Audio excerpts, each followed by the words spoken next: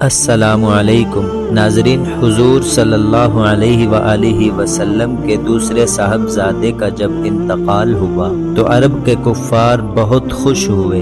خونی رشتوں کی عرب میں بہت اہمیت تھی، مگر ابو لہب تو آپ صلی اللہ علیہ وآلہ وسلم کو تکلیف میں دیکھ کر خوش ہوا کرتا تھا۔ جب یہ تکلیف آپ صلی اللہ علیہ وآلہ وسلم پر آئی تو اس کی تو جیسے عید ہو گئی۔ صبح ہوئی تو وہ گھر گھر یہ خبر پہنچانے لگا کہ نعوذ باللہ آج رات محمد صلی اللہ علیہ وسلم کی جڑ کٹ گئی اور وہ بے اولاد ہو گئے۔ اس کے بعد مکہ میں ایک سردار عاص بن وائل نے آپ صلی اللہ علیہ وآلہ وسلم کے لیے ابتر کا لفظ خاص کر دیا۔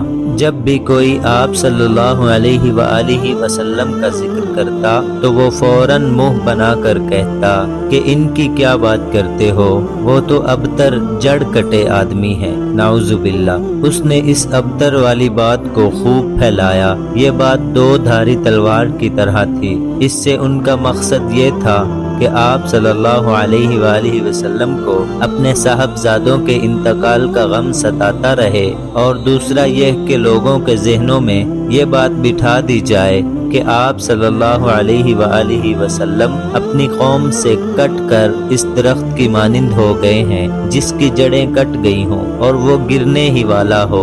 استغفر اللہ۔ عاص بن وائل طنز کرتے ہوئے کہتا ہے، یہ بے نسل رہ گئے، ان کا کوئی نام لیوا نہیں، ان کا نام مٹ جائے گا۔ مسلمان جدھر سے گزرتے تو کفار ابتر ابتر کہہ کر ان کا مذاق اڑاتے، جس سے مسلمانوں کو بہت تکلیف ہوتی۔ اللہ تعالیٰ نے لفظ ابتر کے مقابلے میں سورہ کوثر کو نازل فرمایا۔ اے نبی صلی اللہ علیہ وآلہ وسلم، ہم نے تمہیں کوثر عطا کیا، بس تم اپنے رب کی نماز پڑھو اور قربانی کرو، بے شک تمہارا دشمن ہی جڑ کٹا ہے۔ جب یہ سورہ نازل ہوئی اور آپ صلی اللہ علیہ وآلہ وسلم نے مخالفین کے سامنے پڑھی تو وہ اس کے ادبی حسن سے مبہوت رہ گئے، لیکن انہیں لفظ کوثر کے بارے میں کچھ معلوم نہ تھا، چنانچہ وہ لفظ ابتر کو بھول گئے اور لفظ کوثر کے پیچھے پڑ گئے کہ اس کا کیا مطلب ہے۔ لوگ ایک دوسرے کو پوچھنے لگے کہ یہ کوثر کیا ہے۔ لوگ ماہرین کلام کے آگے پیچھے پھرنے لگے۔ ہر بازار، ہر گلی، ہر کوچہ، ہر محفل میں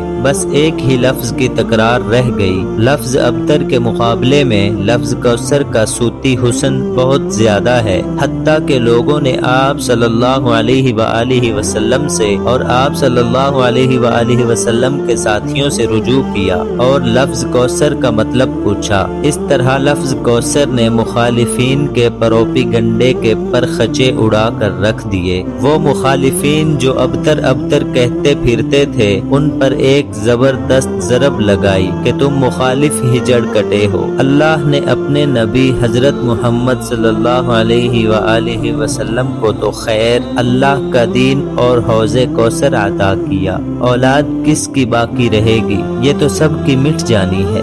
اس وقت رواج تھا کہ خانہ کعبہ کے دروازے پر چیلنج کے طور پر کسی شعر یا کلام کو آویزاں کر دیا جاتا کہ اس کے مقابلے میں کوئی شعر یا کلام ہے تو لاؤ۔ اگر کوئی لے آتا تو پہلے والا اتار کر دوسرا آویزاں کر دیا جاتا۔ مسلمانوں نے بھی سورہ کوثر کے اعجاز و اثر کو دیکھ کر خانہ کعبہ کے دروازے پر آویزاں کر دیا۔ اس چیلنج کا جواب دینے کے لیے بہت جوش و خروش پیدا ہوا اور اس کے بدلے کوئی کلام لانے پر خوب زور لگایا گیا، مگر بے سود۔ آخر عاجز آ کر کہنے لگے کہ یہ انسان کا قول نہیں ہے۔ دیکھا آپ صلی اللہ علیہ وآلہ وسلم نے کہ اللہ نے آپ صلی اللہ علیہ وآلہ وسلم کے دشمن کا کیسے منہ توڑا اور ان کو ذلیل کیا۔ انشاءاللہ آج بھی یہ دشمن اور چیلنج کرنے والے منہ کی کھائیں گے اور ذلیل ہوں گے، بے نام و نشان ہو کر رہ جائیں گے،